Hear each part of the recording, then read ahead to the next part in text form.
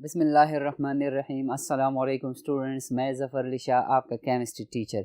Students, last lecture में हमने manganese की केमिस्ट्री डिस्कस की थी, फ़िज़िकल और केमिकल प्रॉपर्टीज़। केमिकल प्रॉपर्टीज़ में हमने मैंगनीज़ के ऑक्साइड को, जिसमें पोटाशियम परमैंगनेट था, उसकी ऑक्सीडाइजिंग एक्शन को डिस्कस किया था और उसके साथ साथ हमने अल्कीन को ऑक्सीडाइज करवाया था in the presence of acidic और basic medium with potassium permanganate. आज की लेक्चर में जो डिस्कशन हम करने जा रहे स्टूडेंट्स, वो रिलेटेड है आयरन से। आयरन का नाम आपको पता है, लैटिन नाम जो है इसका फेरम है, इंग्लिश नाम जो है इसका आयरन है। सिंबल जो है वो आयरन का Fe है। अपीयरेंस ग्रेइश लस्ट्रस है। स्टूडेंट्स, मेटल्स की ये प्रॉपर्टी है कि they are shiny in appearance. जब उसमें से ताज़ा कट लग जाता है तो जब वो विजिबल लाइट में उसको हम देखते हैं, it appears shiny, electronic excitation, de excitation की वजह से। Atomic number of iron is 26 students. It means कि there are 26 electrons as well as 26 protons. Atomic mass of iron is 56। ठीक है स्टूडेंट्स, ये आसान बातें हैं, ये तो आपको लोअर क्लासेस पर भी मालूम थी, बल्कि है। और electronic configuration of iron is argon. Argon bar bar repeat हो रहे स्टूडेंट्स। आर्गान कोर, यहाँ तक हमारे 18 इलेक्ट्रॉन्स कंप्लीट होंगे थर्ड शेल में 3s और 3p 8 इलेक्ट्रॉन हो गए। फिर उसके बाद 3d के 6 आ जाएंगे स्टूडेंट्स, और आखिरी शेल जो कि 4s है। तो एनर्जी वाइज अगर हम देखें तो 4s में पहले 2 इलेक्ट्रॉन्स जाएंगे, उसके बाद जो नेक्स्ट 6 इलेक्ट्रॉन्स होंगे वो डी सब शेल को ऑक्युपाई करेंगे। यहाँ पर एक पेयर ऑफ इलेक्ट्रॉन होगा डी सब शेल में। जैसे हमारे पास आपको पता है students, there are 5 orbitals in d sub shell. पांचों के 5 ऑर्बिटल जो हैं ग्राउंड स्टेट में वो सेम एनर्जी लेवल पर है या सेम एनर्जी वाले हैं, जिनको हम डी जेनरेट ऑर्बिटल्स कहते हैं स्टूडेंट्स। तो जब डी इलेक्ट्रॉन्स हम फिलिंग करेंगे अकॉर्डिंग टू होम्स रूल, पहले हाफ फिलिंग होगी स्टूडेंट्स, 5 इलेक्ट्रॉन्स होंगे, जो 6th इलेक्ट्रॉन आएगा वो पेयर बनाएगा। अब नेक्स्ट 7th जब आएगा वो दूसरा पेयर बनाएगा, 8th तीसरा पेयर, चौथा पेयर, 9th इलेक्ट्रॉन बनाएगा, और इसी तरह डी में 10 इलेक्ट्रॉन्स जिंक में कंप्लीट हो जाते हैं। तो हमने ये भी डिस्कशन की थी स्टूडेंट्स ट्रांजिशन मेटल की मैग्नेटिक प्रॉपर्टीज में कि आयरन और मैंगनीज जो है ये फेरोमैग्नेटिज्म शो करते हैं।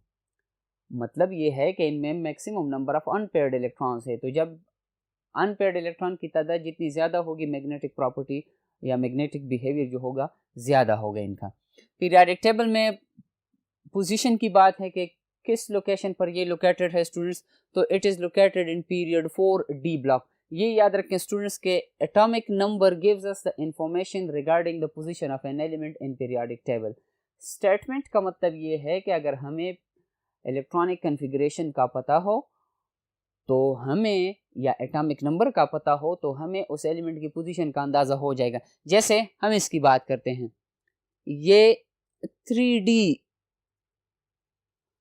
जहां पर फिलिंग होगी फर्स्ट ट्रांजिशन सीरीज है, और फर्स्ट ट्रांजिशन सीरीज के लिए अगर आपको याद हो हमने जनरल इलेक्ट्रॉनिक कन्फिग्रेशन लिखी थी n-1d। यहाँ पर n की वैल्यू जो है ये 4 को रिप्रेजेंट कर रहा है। ठीक है स्टूडेंट्स, तो it is available in 4th period D block of the periodic table. Element category ये है कि this is transition metal. Transition metal bar bar repeat हो रहा है कि इनकी जो बिहेवियर, इनकी प्रॉपर्टीज जो होंगी एस ब्लॉक और पी ब्लॉक के दरमियानी होंगी। ठीक है students, and they can show variable oxidation states. Physical property में melting point of iron is 1538 degree Celsius, और बॉइलिंग पॉइंट जो है वो ऑलमोस्ट अप्रॉक्सीमेटली 3000 या हम कह सकते हैं कि 2900 के बराबर है, 2862 degree Celsius. Specific gravity density से रिलेटेड है कि जब हम डेंसिटी को स्टैंडर्ड वाटर के साथ कंपेयर करते हैं तो उससे स्पेसिफिक ग्रेविटी बन जाती है। अगर हम डेंसिटी की बात करेंगे, the unit of density is gram per centimetre cube. In this case no unit because it is a relative value. इसको कंपेयर किया गया है स्टैंडर्ड वाटर के साथ। ओर्स और आयरन के जो ओर्स हैं उनकी जो केमिकल कंपोजिशन है, क्योंकि आयरन हमें मालूम है कि रिएक्टिव एलिमेंट है, ये एलिमेंटल फॉर्म में एग्जिस्ट नहीं कर सकता। ठीक है स्टूडेंट्स, तो ये जब अवेलेबल होगा नेचर में, it is in the form of ores. Ores are the impure form of elements. ठीक है स्टूडेंट्स, हमारे पास जो ओर्स हैं इसमें से नंबर 1 है red haematite. Red it is because of its colour. Red haematite जिसमें से Fe2O3 है, Fe2O3। स्टूडेंट्स यहाँ पर आयरन का ऑक्सीडेशन स्टेट अगर आप चेक करें, ऑक्सीजन से स्टार्ट लें, 3 ऑक्सीजन हैं, 3 2s are 6 नेगेटिव हो जाएंगे। अब यहाँ पर 2 आयरन हैं तो 6 नेगेटिव को बैलेंस करने के लिए 6 पॉजिटिव की जरूरत है। कितने आयरन हैं स्टूडेंट्स? 2, तो 6 positive divided by 2 is equal to 3 positive. Iron in this case is in 3 positive oxidation states. ये याद रखें स्टूडेंट्स के जो ओर्स के फार्मूलाज आपको दिए गए हैं या बताए गए हैं, these are according to your text book. तो जो एक्सप्लेनेशन होगी हमारी वो according to your text book होगी। जो नेक्स्ट और है आयरन का मैग्नेटाइट है जिसमें Fe2O3। आपकी किताब में अगर आप देखें ये फार्मूला लिखा गया है स्टूडेंट्स, इसमें से सिर्फ एक पॉइंट है, किताब में नहीं बताया गया, आपकी समझ के लिए मैं एक्सप्लेन करता चलूं। स्टूडेंट्स अगर हम इस केमिकल फार्मूला को ऑब्जर्व करें, 4 ऑक्सीजन हैं यहाँ पर, 4 2s are 8 नेगेटिव चार्ज आएगा। 3 आयरन है, अगर 3 आयरन को अगर हम कंसिडर करें कि this is 3+ oxidation state, 3 3s are 9, तो फिर तो 8 और 9 बैलेंस नहीं हो सकते। अगर हम कहते हैं कि दिस इज 2, तो फिर 3 2s are 6 बैलेंस नहीं होंगे। हम तो ये नहीं कह सकते कि ये पॉइंट होगा या 0.15 होगा या 2 होगा या 2.5 होगा, नो। इस केस में इसका जो सही अरेंजमेंट है लिखने का, दैट इज Fe2O3। अगर इनकी बात करें हम तो यहां पर oxygen is 2 negative, iron is 2 positive. ठीक है स्टूडेंट्स, यहां पर 3 ऑक्सीजन हैं, 6 नेगेटिव, एक आयरन की केस में दिस इज 3 पॉजिटिव। ठीक है स्टूडेंट्स, तो अब आप देख लें कि Fe3O4 जो कि मैग्नेटाइट का केमिकल फार्मूला है, उसकी जो सही अरेंजमेंट है लिखने की ये वाली है। अक्सर ये क्वेश्चन प्रैक्टिकल्स में पूछा जाता है स्टूडेंट्स वाइवा में, तो कम से कम ये बात आपको याद होनी चाहिए प्रैक्टिकल के लिए। ब्राउन हेमाटाइट है या लेमोनाइट है? स्टूडेंट्स इसका कलर या ब्राउन होगा या लेमन लाइक होगा, येलो होगा, तो इसीलिए इसको लेमोनाइट कहा गया है। Brown it is because of its brownish appearance. उसका chemical formula according to your text book, आपकी किताब के मुताबिक Fe2O3 और उसके साथ 3 मॉलिक्यूल्स ऑफ वाटर है। ठीक है स्टूडेंट्स, ये तो और की बात की गई। अब इंडस्ट्रियली आयरन को मुख्तलिफ आयरन फॉर्म्स के लिए प्रोसेस किया जाता है। ठीक है स्टूडेंट्स, इन आयरन ओर को जब प्रोसेस किया जाता है तो उनमें कार्बन परसेंटेज डिफरेंट होता है। तो उन कार्बन परसेंटेज की बेसिस पर फिर आयरन को जब हम इस्तेमाल करते हैं, जैसे स्टील है, steel is one of the form या एलॉय ऑफ आयरन जिसमें कार्बन की परसेंटेज डिफरेंट है। ठीक है स्टूडेंट्स, तो आयरन को जब प्रोसेस किया जाता है उसकी मुख्तलिफ वेराइटीज के लिए, और आप देख सकते हैं कि वो जो वेराइटीज हैं they are different from each other on the basis of carbon percentage. Students, carbon के जो डिफरेंट टाइप्स हैं जिनको हम कहते हैं कि they are differing from each other on the basis of carbon percentage, उनमें से पहला जो है कैस्ट आयरन है या पिग आयरन इसको हम कहते हैं। स्टूडेंट्स, कैस्ट आयरन और पिग आयरन ये इनिशियल स्टेज है। आयरन ओर को जब ट्रीट किया जाता है मेटलर्जिकली, मेटलर्जिकल प्रोसेसेस से, तो उसका जो फर्स्ट स्टेज है उसको हम कैस्ट आयरन, जिसको सांचे में डाला जाता है स्टूडेंट्स, और या पिग आयरन हम कहते हैं। ठीक है स्टूडेंट्स, इसका नाम जो है पिग क्यों पड़ गया है, इसलिए इसका जब सांचा बनाया जाता है इनका तो वो तकरीबन इस शेप में होता है स्टूडेंट्स।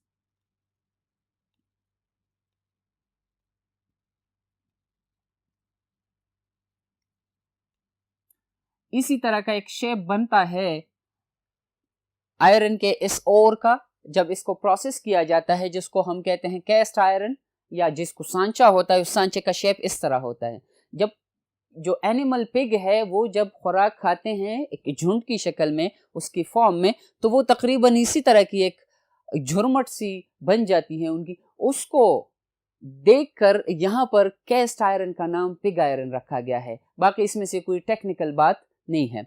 उसमें से स्टूडेंट्स कार्बन परसेंटेज जो है वो 2 to 3% होगा।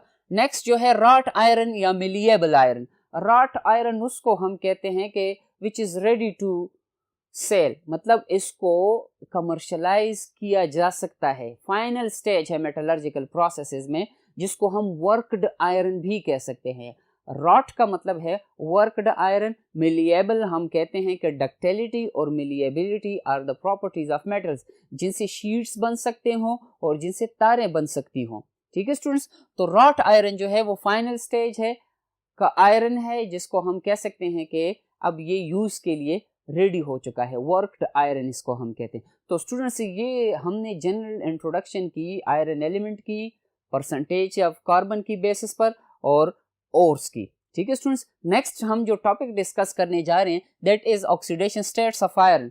You know that oxidation state is the apparent positive और negative charge on an atom in a molecule. यहाँ पर हमारे पास आयरन जब अवेलेबल होगा, आयरन के जो आयंस अवेलेबल होंगे वो एक कॉम्प्लेक्स की फॉर्म में होंगे। वाटर के साथ जब वो कॉम्प्लेक्स बनाएंगे जिसमें से हेक्सा एक्वा आयरन 2 प्लस जो है this is the charge on coordination sphere as well as it represents the oxidation state of iron in this case because water is a neutral ligand. Water neutral ligand है, ये iron की oxidation state को disturb नहीं करेगा, मतलब उसको neutralise नहीं करेगा।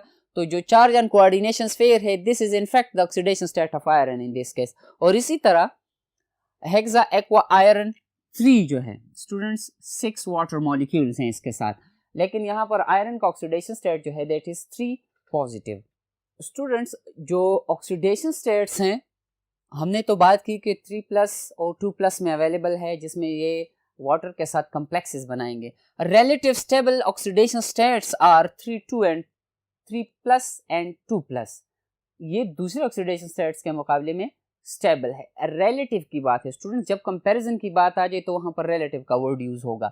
अब हमारे पास आयरन 2 के जो सॉल्ट्स हैं, जहां पर आयरन 2 प्लस ऑक्सीडेशन स्टेट में है, वो पेल ग्रीन कलर के होंगे, पेल लाइट ग्रीन कलर के। और जहां पर iron is in 3 plus oxidation state वो या तो येलो कलर में होंगे या ब्राउन कलर में होंगे। अगर येलो कलर में होंगे, क्यों होंगे? It is because of the formation of this complex, जिसमें से हाइड्रोक्साइड आयन है। हाइड्रोक्सल आयन कलर उसका येलो से ब्राउन में कन्वर्ट कर लेता है बाय अट्रैक्टिंग और by the charge transfer between hydroxyl and central metal ion, in this case is iron 3।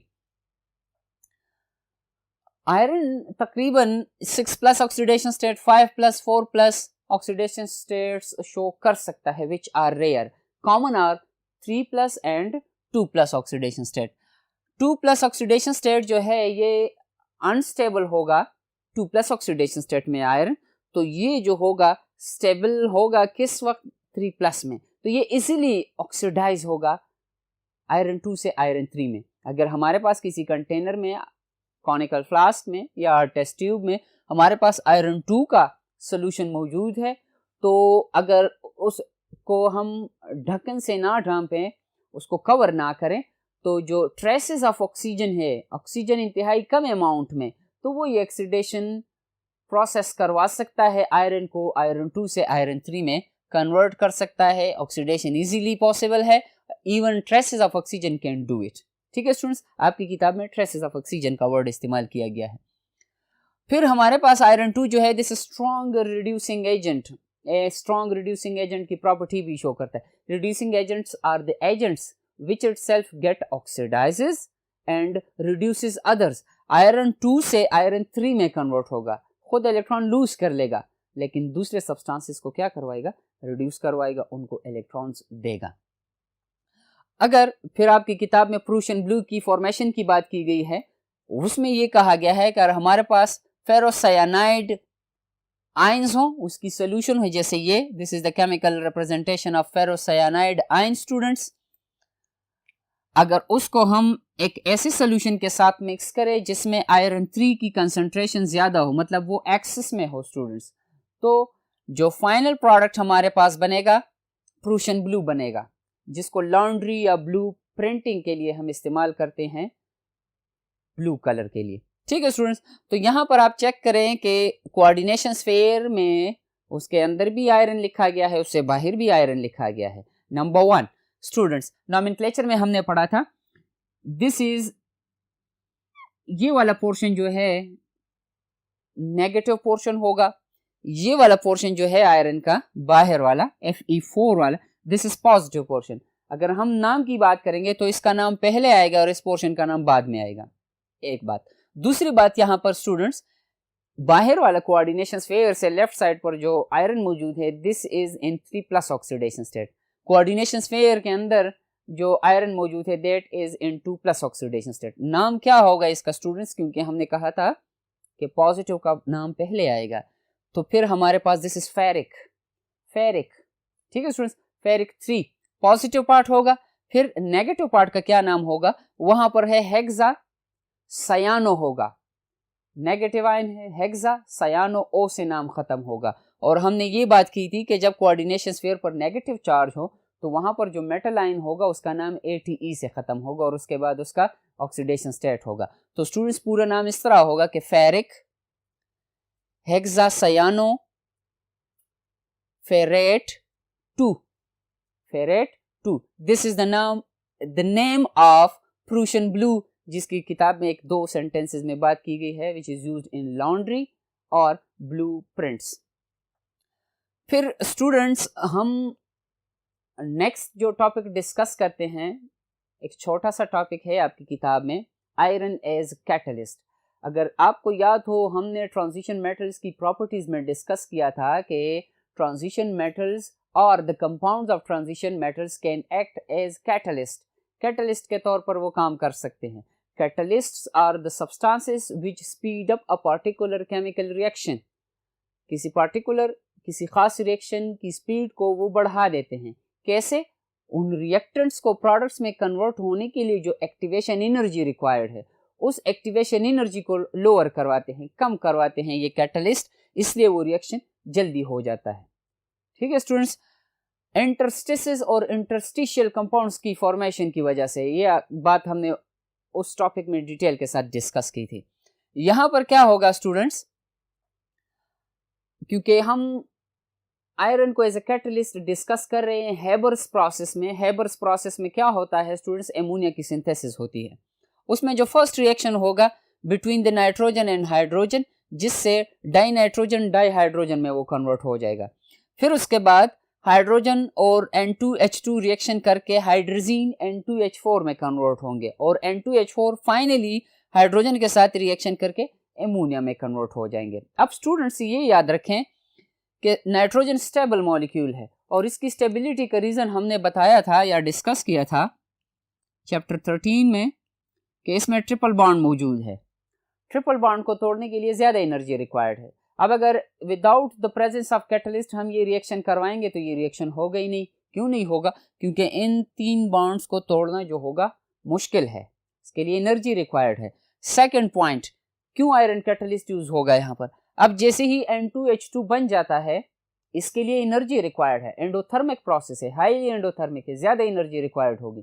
दूसरी बात इसके साथ इंपॉर्टेंट ये है कि N2H2 इज वेरी अनस्टेबल, ये जैसे बन जाएगा ये डिकम्पोज होगा दोबारा उसमें हाइड्रोजन और नाइट्रोजन में। तो यहाँ पर ये प्रोसेस जो है without the presence of a catalyst is not possible, इसलिए हम यहाँ पर आयरन को एज ए कैटलिस्ट इंट्रोड्यूस करवाएंगे स्टूडेंट्स।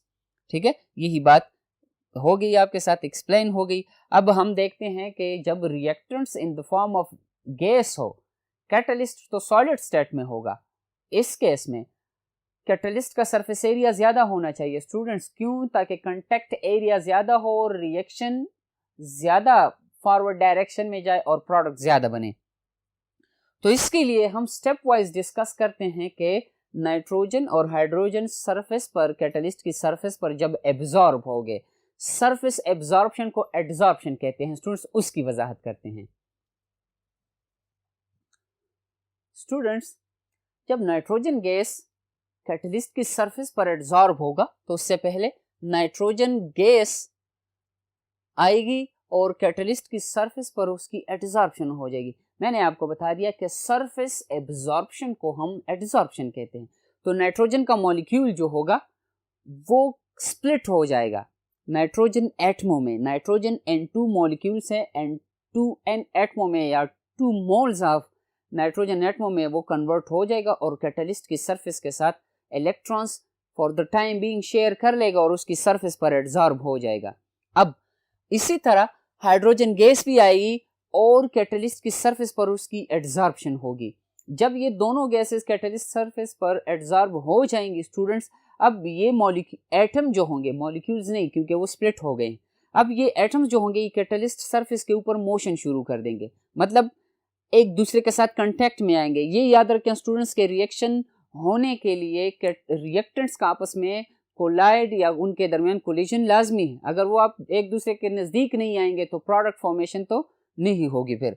अब इस केस में नाइट्रोजन जो कि एब्जॉर्ब हुआ है और हाइड्रोजन जो कि कैटलिस्ट सरफेस पर एब्जॉर्ब्ड है, रिएक्शन करके आपस में बॉन्ड बनाकर कन्वर्ट हो जाएंगे NH में।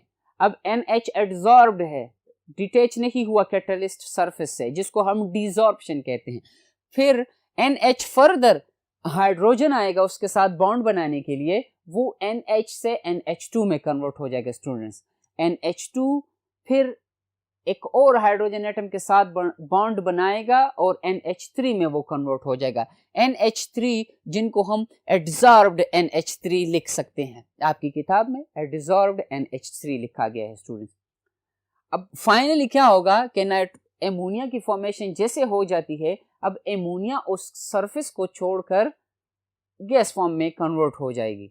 ठीक है स्टूडेंट्स, मतलब ये है कि जो प्रोडक्ट बना है यहाँ पर वो एड्जॉर्ब से डिसॉर्ब होकर एमोनिया में कन्वर्ट हो जाएगा। तो स्टूडेंट्स ये जो रिएक्शंस हम डिस्कस कर रहे थे एमोनिया फॉर्मेशन के लिए, ये reaction without the presence of a catalyst possible नहीं है।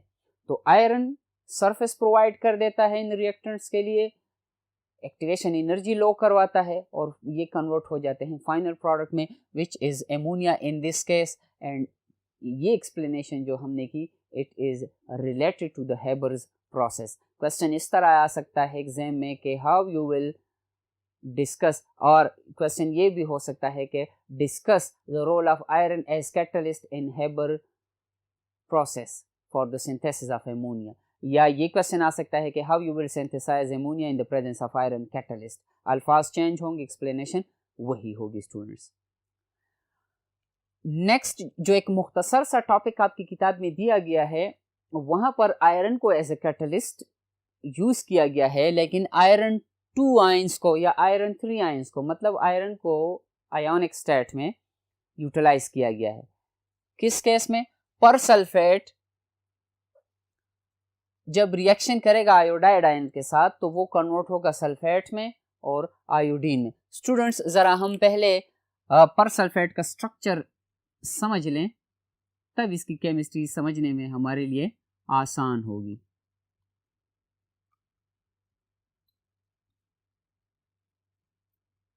स्टूडेंट्स जो अंडरलाइंड स्ट्रक्चर आप देख सकते हैं, it is the structure of पर सल्फेट आयन।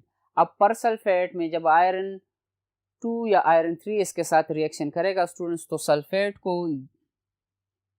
यहां से ब्रेकिंग होगी। अब ऑक्सीजन ऑक्सीजन जो सिंगल बॉन्ड है यहाँ पर ये स्प्लिट होगा और सल्फेट आयंस में कन्वर्ट होगा। अगर आप बिफोर द रिएक्शन देखें स्टूडेंट्स, सिर्फ 2 ऑक्सीजन पर नेगेटिव चार्ज है और सिंगल नेगेटिव चार्ज है, लेकिन ये जब सल्फेट में कन्वर्ट हो जाएगा स्टूडेंट्स तो डबल नेगेटिव चार्ज आएगा फिर। ठीक है स्टूडेंट्स, अब यहाँ पर स्प्लिटिंग है ऑक्सीजन ऑक्सीजन बॉन्ड की। होगा क्या स्टूडेंट्स, अब ये डिपेंड करता है कि हम आयरन 3 ले लेते हैं या आयरन 2 ले लेते हैं। आपकी किताब में आयरन 2 लिया गया है, हम भी आयरन 2 को डिस्कस करेंगे। फर्स्ट स्टेप में आयरन 2 जब पर सल्फेट आयन के साथ रिएक्शन करेगा स्टूडेंट्स, तो पर सल्फेट आयन सल्फेट आयन में कन्वर्ट हो जाएगा और आयरन 2 आयरन 3 में कन्वर्ट हो जाएगा। मतलब आयरन 2+ ऑक्सीडेशन स्टेट से ऑक्सीडाइज होकर 3+ ऑक्सीडेशन स्टेट में चला गया, उसका इलेक्ट्रॉन पर सल्फेट को सल्फेट में कन्वर्ट होने के लिए इस्तेमाल किया गया है। अब वही आयरन 3 नेक्स्ट स्टेप में आयोडाइड आयन के साथ रिएक्शन करके, अब यहाँ पर iron 2 is acting as an oxidising agent, iron 3 is acting as an oxidising agent, जो कि आयोडाइड आयन को ऑक्सीडाइज करके नेगेटिव से 0 स्टेट में लेकर जाएगा। स्टूडेंट्स, हमने ऑक्सीडेशन को इसी तरह भी डिफाइन किया था कि जब नेगेटिव से हम जीरो की तरफ आते हैं that is oxidation, loss of electron. तो आयोडाइड आयन ने इलेक्ट्रॉन लूज किया यहाँ पर और आयोडीन मॉलिक्यूल में कन्वर्ट हो गया, और आयरन ने दोबारा जो इलेक्ट्रॉन लूज किया था वो उसने गेन किया। तो कैटलिस्ट हम कहते हैं कि रिएक्शन में चेंज नहीं होगा, हिस्सा लेगा, लेकिन at the start and at the end it will remain the same. ये तो पर सल्फेट आयन की केस में इसकी केमिस्ट्री थी। स्टूडेंट्स, नेक्स्ट रिएक्शन जो है hexa aqua iron 2 and hexa aqua iron 3 का एमोनिया के साथ और वाटर के साथ। स्टूडेंट्स, हम कहते हैं कि यहां पर वाटर और जो कॉम्प्लेक्स है आयरन 2 का, this is acid base reaction. इस केस में water is acting as base and the complex of iron 2 is acting as an acid। क्यों एसिड के तौर पर एक्शन करेगा? लॉजिकल आंसर इसका ये है स्टूडेंट्स कि जो वाटर के मॉलिक्यूल्स आयरन 2 सेंटर के साथ बॉन्डेड हैं, क्योंकि आयरन हमारा सेंट्रल मेटल आयन है, इसके साथ वाटर के मॉलिक्यूल्स बॉन्डेड हैं। तो जब ये वाटर के मॉलिक्यूल्स बॉन्डेड हैं, किस एटम के जरिए बॉन्डेड हैं? ऑक्सीजन एटम के जरिए बॉन्डेड हैं यहाँ पर।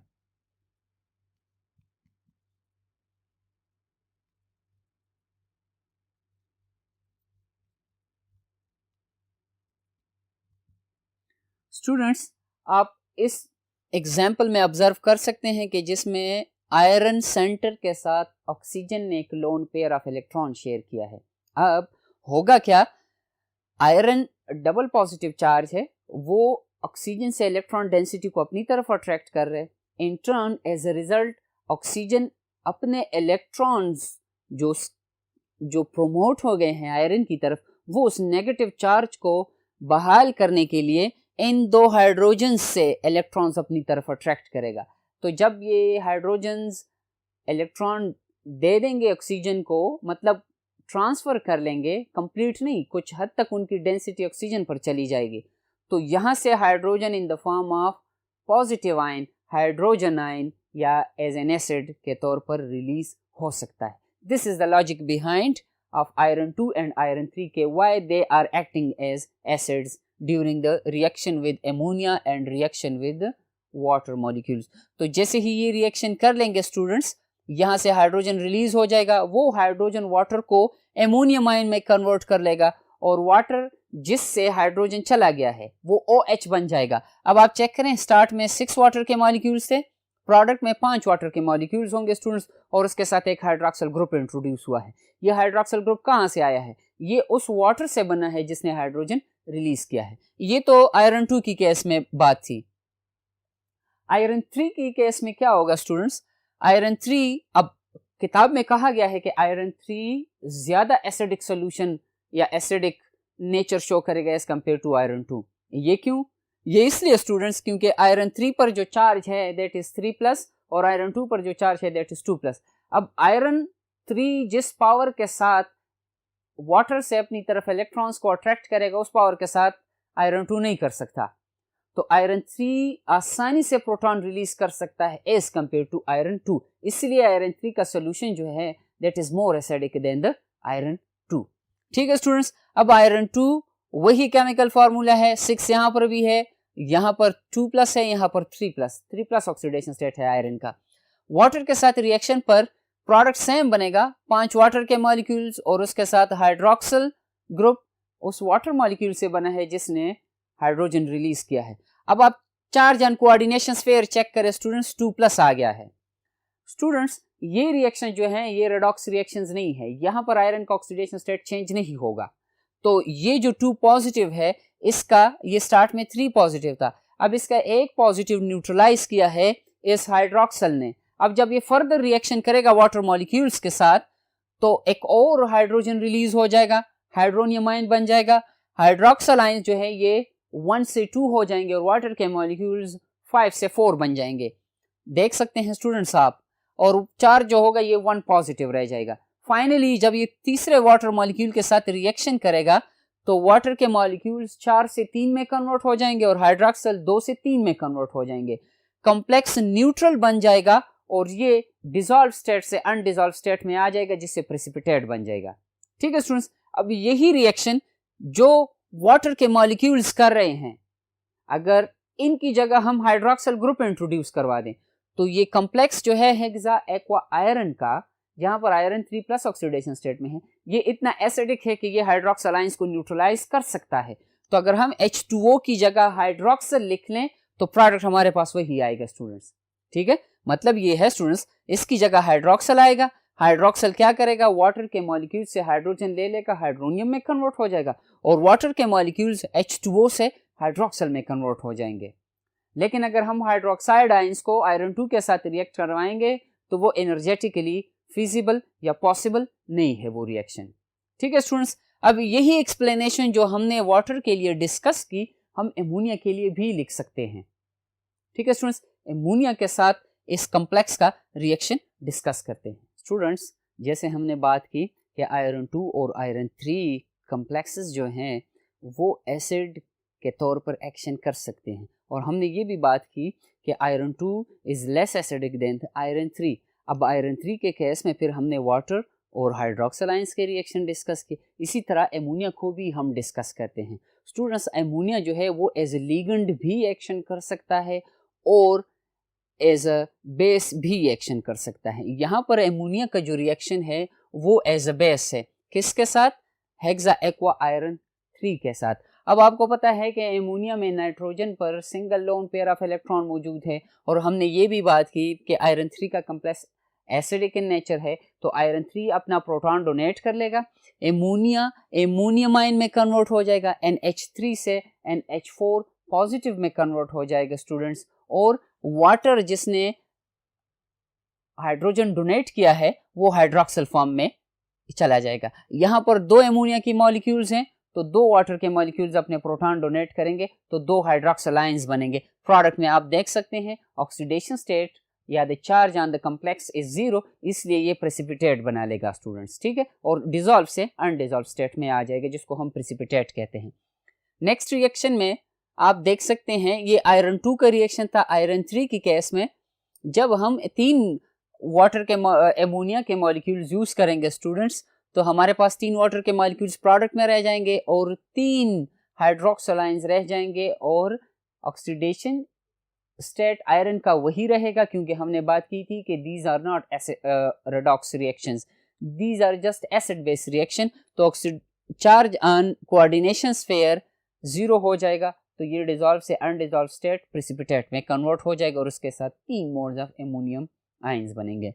फिर इसी तरह स्टूडेंट्स, अगर हम आयरन 2 को और आयरन 3 को रिएक्ट करवाते हैं कार्बोनेट्स आयन के साथ, कार्बोनेट आयंस जो हैं स्टूडेंट्स या carbonate ion, this is basic in nature. अब आयरन 2 इतना एसिडिक नहीं है कि कार्बोनेट से कार्बन डाइऑक्साइड गैस रिलीज करवा सके, तो आयरन 2 की केस में ये सिंपली आयरन 2 से कन्वर्ट हो जाएगा कार्बोनेट में, आयरन कार्बोनेट में। और आयरन 3 की केस में हमने बात की थी कि the charge positive charge density on iron 3 is greater than 2, तो इसलिए iron 3 will act as an acid.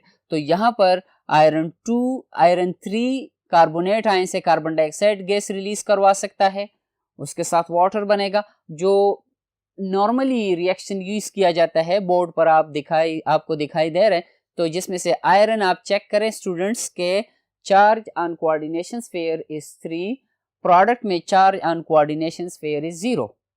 ठीक है स्टूडेंट्स, जिसमें आयरन 3 ने कार्बोनेट आयन से कार्बन डाइऑक्साइड में कन्वर्ट किया, तो मतलब ये एसिड बेस रिएक्शन हुआ हमारे पास। This is weakly basic and this is acidic, तो एसिड बेस रिएक्शन था हमारे पास स्टूडेंट्स।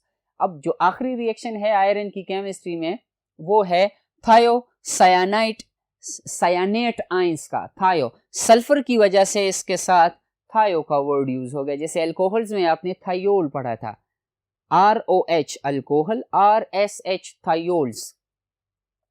स्टूडेंट्स, यहां पर ये इंतहाई सेंसिटिव रिएक्शन है, मतलब हम आयरन 3 की कंसंट्रेशन इंतहाई कम लेवल पर इस रिएक्शन से फाइंड आउट कर सकते हैं कि जिसमें थायोसायानेट आयंस को आयरन 3 कॉम्प्लेक्स के साथ रिएक्ट करवाया जाता है, और जिससे हमारे पास, अब स्टूडेंट इसका नाम इस तरह होगा this is negative ligand, this is neutral ligand. Negative ligand का नाम पहले आएगा, सिंगल है तो ये बन जाएगा थायोसायानेटो, ठीक है। नेगेटिव लिगेंड का नाम हमने कहा था कि ओ से खत्म होगा। This is thiocyanato. कितने वाटर के मॉलिक्यूल्स हैं न्यूट्रल? 5 है। पेंटा एक्वा हो जाएगा स्टूडेंट्स, पेंटा एक्वा। और आयरन चूंकि पॉजिटिव स्टेट में है तो हमारे पास iron 3 sorry students, not iron 2, iron 3 का नाम आएगा क्योंकि यहाँ पर आयरन का ऑक्सीडेशन स्टेट चेंज नहीं होगा। पहले 3 ऑक्सीडेशन स्टेट में था, इस नेगेटिव आयन आने की वजह से अब कोऑर्डिनेशन स्फीयर पर जो चार्ज है दैट इज 2 पॉजिटिव, ठीक है स्टूडेंट्स आज की केमिस्ट्री में हमने आयरन की फिजिकल और केमिकल प्रॉपर्टीज को डिस्कस किया। फिजिकल प्रॉपर्टीज में melting point, boiling point, appearance, transition metal है या नहीं है, इलेक्ट्रॉनिक कन्फिग्रेशन की वजाहत की। फिर हमने आयरन को एज कैटलिस्ट डिस्कस किया for the synthesis of ammonia in Haber's process. और उसके बाद हमने हेक्सा एक्वा आयरन 2 और 3 के रिएक्शंस वाटर के साथ, हाइड्रोक्सिल आयंस के साथ, एमोनिया के साथ और थायोसायानेट आयन और सेकंड लास्ट हमने कार्बोनेट आयन के साथ डिस्कस किया। इंशाल्लाह जब हम नेक्स्ट लेक्चर में आएंगे तो हम डिस्कस करेंगे कॉपर मेटल को और इसकी केमिस्ट्री को। तब तक के लिए अल्लाह हाफिज़।